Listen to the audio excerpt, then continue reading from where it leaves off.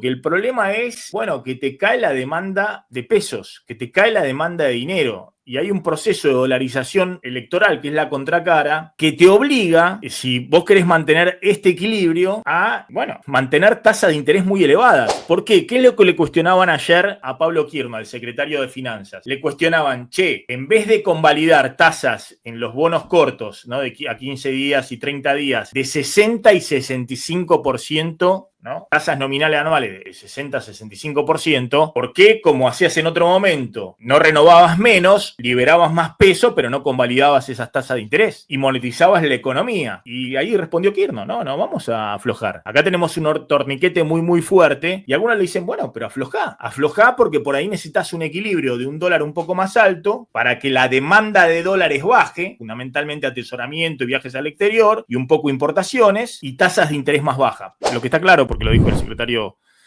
de Finanzas, Pablo Kirno, que no quieren liberar pesos para bajar la tasa de interés porque quieren priorizar el objetivo antiinflacionario. Y uno diría que porque están viendo una tensión en el dólar que me parece ahí una discusión importante que tal vez asusta o tal vez incomoda al gobierno en medio de la campaña electoral. Y si el problema es el problema de los pesos, lo que ha pasado con las LEFI en las últimas 3 semanas, o el problema es los dólares, que se te cae la demanda de pesos porque hay una demanda de dólares importante, que era más cantada que Despacito en la previa electoral, y del otro lado se derrumbó la oferta. Y también era más cantado que cualquier tema o hit del verano. Entonces, la pregunta es si el gobierno, en vez de dejar un poquito la flotación cambiaria y no asustarse por el traspaso a precios, quiere hacer un torniquete fenomenal en la economía que tenga impacto real muy, pero muy negativo, ¿no? No solamente en la economía, sino también van a ver ahora en los equilibrios también de las cuentas públicas y la capitalización de intereses de la deuda en pesos. El rollover de hoy tiene en cuenta el aumento de demanda de liquidez por el aumento de encajes anunciado por el Banco Central. Nuestro mandato es claro, no queremos que sobren pesos excedentes del mercado y tenemos una política monetaria muy restrictiva donde la tasa se determina de manera endógena. No vamos a liberar liquidez para que bajen las tasas. A ver, para que se entienda, el gobierno está enviando una señal de una política monetaria muy restrictiva en varios sentidos. Y donde está dejando claro que la prioridad es la desinflación y la estabilidad del tipo de cambio, que no quiere que se le vaya por encima de estos niveles. Esta economía, cuando fue la unificación cambiaria, el gobierno fue a un esquema de agregados monetarios. Fue un esquema donde fijaba la cantidad de dinero y las tasas de interés tenían que fijarse en una oferta y demanda de los agentes económicos. Lo mismo que el dólar en la oferta y demanda en el mercado, ¿no? Algunos dicen, che, qué barbaridad, 11.000 millones de dólares de formación de activos externos en 3 meses, atesoramiento, miren lo que está perdiendo el Banco Central. Y el Banco Central no perdió un dólar en estos 3 meses, no vendió un solo dólar en estos 3 meses, porque eso se determinó en el mercado cambiario. La demanda efectivamente fue muy fuerte, además de las importaciones, turismo al exterior, atesoramiento, y la oferta fue la superoferta de dólares de la cosecha, que fue 40% mayor, ahora vamos a ver los números, que el año pasado. Uno podrá decir, che, pero te fumaste la mayor oferta de dólares de los últimos años. El dólar, bueno, fue levemente hacia arriba, no es que bajó a los 1.000 pesos, el Banco Central no compró un solo dólar, está bien, pero tampoco vendió. Oferta y demanda.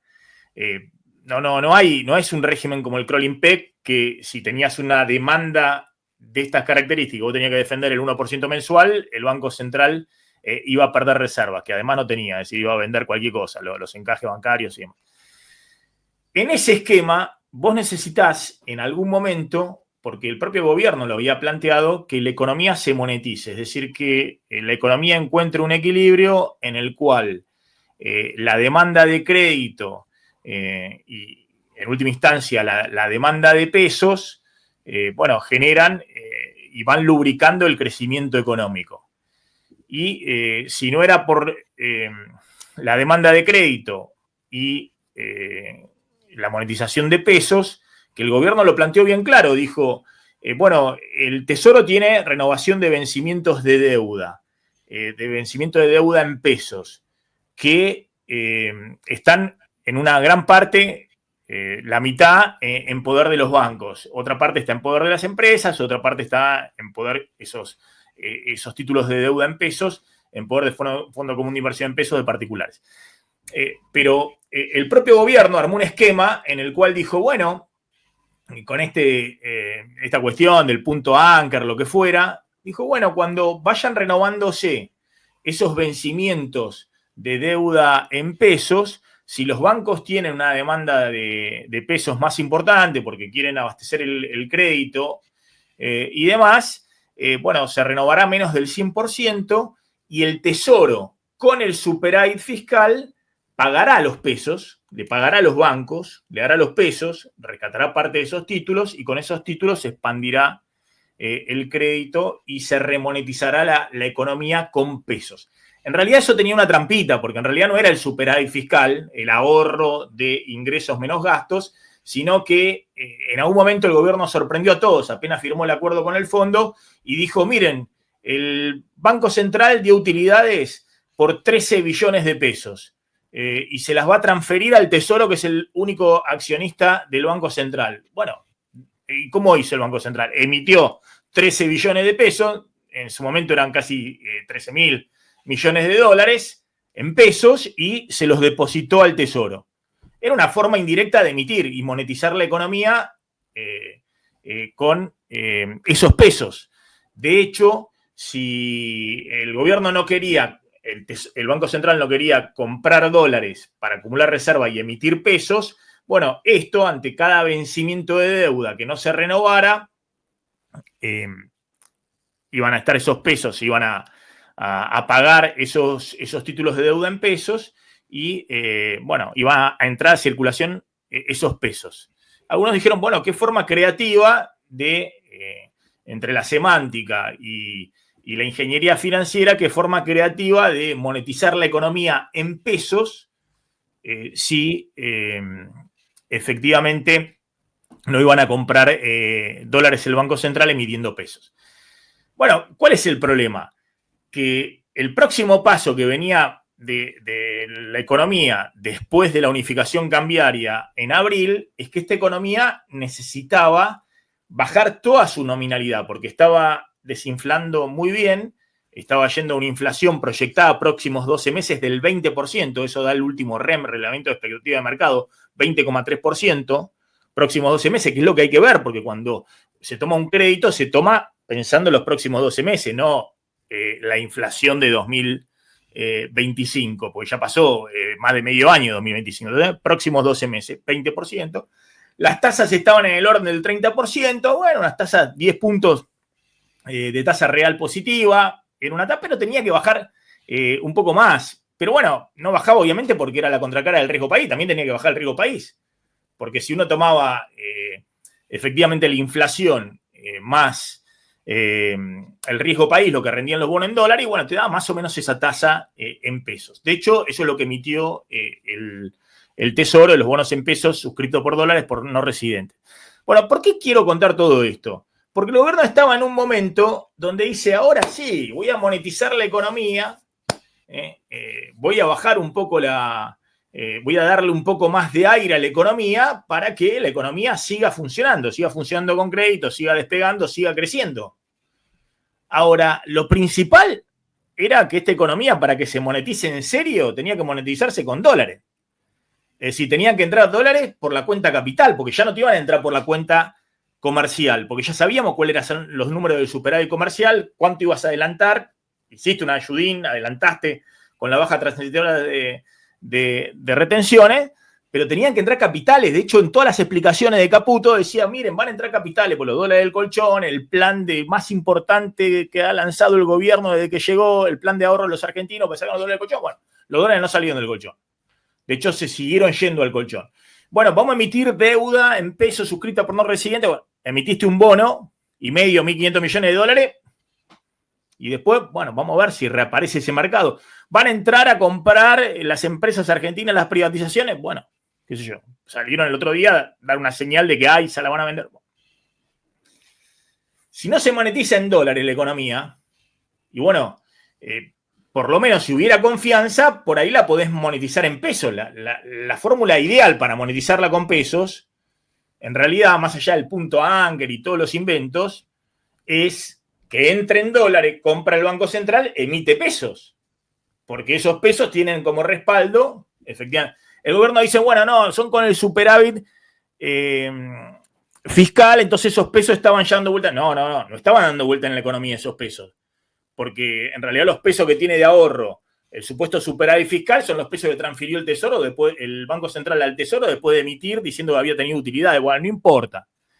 El gobierno estaba en un proceso donde y empezó a transitar a ver si bajaba un poco las tasas. Es decir, si monetizaba un poco más la economía para no ahogar la economía. ¿Por qué? Porque ya habíamos visto que con las tasas de las recaps, las tasas cortas del Tesoro al 30% y las tasas activas muy por arriba, había un problema donde ya empezaba a aumentar fuerte la morosidad de tarjeta de crédito, de préstamos personales y se acercaban peligrosamente a los picos de 2018 de Macri, picos de pandemia, y además había una desaceleración fuerte del crédito, porque las familias ya empezaban, ese indicador del Banco Central, que el 20% del ingreso de las familias se lo comía las cuotas de los distintos créditos, entonces tenías una especie de límite, entonces un límite a la expansión del crédito que había sido el principal motor del impulso de una parte del consumo,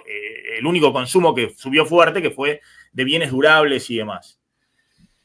Bueno, se hizo lo de las LEFI, que evidentemente salió mal como una cuestión técnica, pero lo que yo quiero notar es que más allá del tema de las LEFI, vamos a ver cómo se acomoda esto, si se acomoda entre esta semana, en la otra y demás, hay, creo, un problema de fondo, que el problema es, bueno, que te cae la demanda de pesos, que te cae la demanda de dinero, y hay un proceso de dolarización electoral, que es la contracara, que te obliga, si vos querés mantener este equilibrio, a, bueno, mantener tasas de interés muy elevadas. ¿Por qué? ¿Qué es lo que le cuestionaban ayer a Pablo Kirno, el secretario de Finanzas? Le cuestionaban, en vez de convalidar tasas en los bonos cortos, ¿no? De a 15 días y 30 días, de 60 y 65%, ¿no? Tasas nominales anuales de 60 a 65%, ¿por qué, como hacías en otro momento, no renovabas menos, liberabas más peso, pero no convalidabas esas tasas de interés? Y monetizabas la economía. Y ahí respondió Kirno, no vamos a aflojar. Acá tenemos un torniquete muy, muy fuerte y algunos le dicen, bueno, pero aflojá. Aflojá porque por ahí necesitas un equilibrio de un dólar un poco más alto para que la demanda de dólares baje, fundamentalmente atesoramiento y viajes al exterior y un poco importaciones y tasas de interés más bajas. Pongo todo esto en el contexto de la economía real. Vamos a sacar en los próximos días, no sé, una economía regional, ¿se acuerdan del productor de emisiones de cítricos que está ahogado y demás, que no le dan los números, que viene la naranja de Egipto, lo tiene hackeado, no le puede vender? Lo mismo pasa con Tucumán, en parte también con los limones. Bueno, están con una situación muy, muy delicada porque no le dan los precios de exportación con este tipo de cambio. Y se achicaron totalmente los márgenes, hay una oferta de cítrico enorme, porque además viene, les decía, se cayó el consumo, la demanda, el ingreso disponible podemos ver, pero además viene la oferta fuerte de productos importados, naranja de Egipto. El tipo achicó todos los márgenes, tiene costo fijo, por ahí está, algunos dicen, bueno, a pérdida, no desarmás toda la estructura porque es un costo mayor pagar todas las indemnizaciones. ¿Qué haces cómo te financiás en el corto plazo? Y bueno, con descubierto de cuenta corriente, pidiendo financiamiento al sistema y demás. Si lo haces a estas tasas, quebrás. Porque ya achicaste todos los márgenes. Entonces, es un equilibrio que no es sustentable. La pregunta es, ¿por qué el gobierno, qué es lo que está viendo que quiere mantener el apretón monetario y obviamente el objetivo a rajatabla de desinflación y de dólar estable, cuando tenés todavía un trecho hasta el techo de la banda? Obviamente algunos dicen, bueno, che, cuando llegue al techo de la banda o cerca del techo, como tienen el poder de fuego de intervención, va a encontrar ahí un equilibrio, pero podés aflojar un poco la tasa. ¿Por qué? Bueno, porque el gobierno debe estar viendo en algún momento que hay un ingreso de capitales muy fuerte, porque no es que va a haber un boom de exportaciones en 3 meses o en 4 meses. Entonces, y la apuesta que tiene el gobierno es que eso va a ocurrir una vez que ganen la elección, ya sea la de septiembre o ya sea la de octubre. Que tiene que haber un derrumbe del riesgo país y un ingreso de capitales. Bueno, eso es lo único que puede explicar que vos puedas mantener, más allá, digo, de corto plazo, de cómo se equilibra la cosa, esta situación, porque si no, es una situación insostenible. Esto, porque no es que tenés una, bueno, vamos a ver, el gobierno dijo la pulseada, los bancos, lo que fuera. Yo creo que el problema de fondo es lo que está pasando, no en el mercado de pesos, sino lo que está pasando en el equilibrio de oferta y demanda de dólares. Que entraste a la segunda parte del año con una oferta de dólares, ahora vamos a ver que se cayó verticalmente y con una demanda de dólares que viene disparada. Y en el medio, bueno, no acumulaste reservas en el Banco Central, reservas propias, no lo que te prestó el Fondo Monetario, y eso genera, la expectativa de evaluación fijada en la curva de futuro de dólar 1420, 1430 a diciembre. Y entonces, como tiene esa curva de futuro, bueno, el gobierno dispara la tasa para ponerlo arriba de la expectativa de evaluación y anclar la demanda de pesos. Pero bueno, ese equilibrio realmente es un equilibrio para la economía real complicado. Fíjense que cuando van cayendo la inflación y las expectativas de inflación... La violeta, la línea violeta. Claro, lo que tiene que ir también bajando es la nominalidad de las tasas. Y en algún momento la tasa estaba en el 30, después llegó a estar la de adelantos, ¿no? La tasa de adelantos, viniste con el desarme de las LEFI, el desarme de las LEFI generó un despelote total. Fíjense, el 14 de julio, esa tasa de adelantos que ahora está en 57,5%, estaba que es para empresas, ¿no? Más de 10 millones de pesos. Estaba en 31,5, ¿no? Es decir, casi la duplicaste. Pero en algún momento, una semana después, se fue al 40, después se fue al 54, se fue al 86 el 22 de julio, la semana pasada, cayó al 70, 62, 57, esta hora. Bueno, vamos a ver dónde se ubica. Pero todo indica, tendría que bajar de estos niveles, pero aún así, no podés tener 40 puntos de tasa real positiva. En el caso de los préstamos, de la que está arriba, la tasa de préstamos personales, que está en el 73%, ahí la variación no es tanto, pero bueno, el Banco Central toma la tasa nominal anual, el costo financiero para los particulares supera el 150%, entonces ya estabas con tasas que te generaban la morosidad que vimos en los últimos meses, sobre todo a partir de mayo y junio, muy fuerte salto de la morosidad, que requería o que haya una mejora del ingreso disponible en términos reales muy fuerte, cosa que no va a ocurrir estos meses, porque las paritarias vienen acordándose alrededor del 1%, y además siguen las actualizaciones de servicios públicos y servicios privados por arriba de la inflación, entonces el ingreso disponible no va a mejorar, o que se derrumben las tasas, cosa que tampoco va a ocurrir. Entonces, esta era la morosidad que ya estamos viendo y evidentemente, y acá tenés un problema, porque si vos no podés descomprimir la tasa porque se te va el dólar, esto va a seguir increciendo. Además de que tenés un problema ya más a mediano plazo, ¿no? Lo que decíamos, no tiene sentido, se disparó también la tasa de UVA de crédito hipotecario, ¿no? De que es UVA más 10%, ridículo, hay que esperar a que aclare para ver cómo sigue esta cuestión. Y sobre todo, lo que decíamos, ¿no? El ingreso disponible en términos reales, fíjate, en noviembre, esto es muy interesante, vos lo hablabas con Kevin, el economista jefe de Econviews, está, y bueno, 12% abajo de noviembre de 2023. El ingreso disponible, que es el salario real, pero dentro de ese salario vos destinás más a servicios públicos, luz, gas, agua, o servicios privados, prepaga, colegio, internet, y menos de ingreso disponible para otras cosas, para consumo masivo. El salario real está prácticamente al mismo nivel, se recuperó, después bajó un poquito, está ahí, de noviembre de 2023 recuperó, pero el ingreso disponible dentro del presupuesto, una mayor parte. Entonces, ¿cómo se sostiene el consumo? Y se sostiene el consumo con crédito, sobre todo lo que hemos visto, el fuerte consumo de bienes durables, autos, motos, electrodomésticos, electrónica. Bueno, le estás dando un palazo a eso.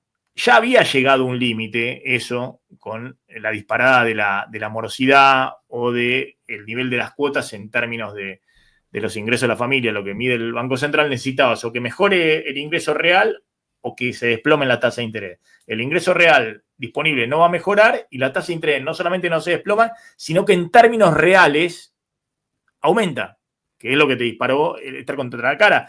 Porque aunque la tasa de interés se mantuviera en el 30, si vos seguís desinflando, la tasa real se hace cada vez más elevada. Acá el problema es que tenías que pinchar la nominalidad de la tasa y está subiendo nominalmente. Y después esto genera un problema si se sostiene en el tiempo, por eso todos consideran que no es sostenible en el tiempo, el gobierno apuesta a que esto se aclare fundamentalmente después de la elección, me imagino que ahora, la de septiembre, porque hasta octubre falta bastante, un problema de sustentabilidad de la deuda, porque te dispara con una tasa real muy positiva, estás pagando mensualmente casi 3 veces más de lo que va la inflación, del 1,5, bueno, se te disparan los intereses capitalizados y te crece en términos reales la deuda. Vos decís, bueno, pero eso no se paga, va abajo de la línea, se capitaliza. Está bien, pero vos tenés una tarjeta de crédito, pongámoslo, a mí no me gustan los casos, bajar al caso individual de la familia, cosa que hacen muchos economistas y demás, pero bueno, pongámoslo. Vos tenés una tarjeta de crédito, che, no me preocupo porque no estoy pagando los intereses. No pago los intereses de la deuda y logro refinanciar siempre todo. Llega fin de mes y el banco me refinancia, buenísimo, está. Pero preocupate cómo viene la tasa a la cual te refinancia el banco, porque si se dispara esa tasa muy por encima de tus ingresos, de tu crecimiento, bueno, en algún momento por ahí no te refinancia más. O por ahí, no los bancos porque no pueden comprar dólares, pero las empresas, los que están en fondo común de inversión, los inversores particulares dicen, che, y los números son relevantes, los números de intereses capitalizados no pagados. Fíjense cómo se dispara acá, porque, bueno, crece, ¿no? De 5 billones en marzo, abril, y junio y vamos a ver, y vas acumulando intereses que no pagás, que si van en línea con la inflación, el crecimiento de la economía, está bien. Si no, bueno, obviamente el gobierno tiene un elemento más para resolver esto, que es en algún momento, con un dólar más alto, parte de eso se licuará en dólares, pero bueno, te genera un problema. Yo creo que el tema principal es este. El tema principal es que entras a la segunda parte del año, donde habitualmente hay menor oferta de dólares, con cero oferta de dólar. Se desplomó la oferta de dólares de los agrodólares, se ha desplomado a un mínimo total. los últimos días. Vamos a ver cómo se acomoda esto con el anuncio, obviamente forzado, de hacer permanente la baja de retención a la soja del 33 al 26, pero bueno, creo que el problema es ese. Tuviste en julio un récord nunca visto en la última década, pero no podemos extender a las últimas 2 décadas gracias a ese dólar soja, pero son dólares que entraron al dólar con la soja de retenciones transitorias, supuestamente, que ahora se hizo permanente, pero bueno, son dólares que no van a entrar el resto del año. Y estás con una demanda de dólares, esto lo publicó Iván Carrino, tomando formación de activos externos del Banco Central, bueno, que en 3 meses, porque esto es básicamente compra de dólares sin fines específicos, así lo define el Banco Central, del sector privado no financiero, disparado. Entonces, bueno, si vos querés frenar sin reservas propias en el Banco Central, ¿no? Este es el cálculo de Marul, menos 8.000 millones de dólares de reservas. Si lo tomás en la medición FMI, que no cuenta el desembolso del FMI, así lo toma el FMI, dice, ustedes tienen 8.000 millones de dólares de reservas negativas. Y el gobierno dice, no, tenemos 5.000 positivas, porque acuérdense de que nos dieron el préstamo los organismos internacionales y le rescatamos, eso fue al cabeza del Tesoro, le rescató la letra intransferible al Banco Central, le puso los dólares, eso está ahí. Bueno, me parece que ese es el tema principal, ¿no? El que están viendo todos.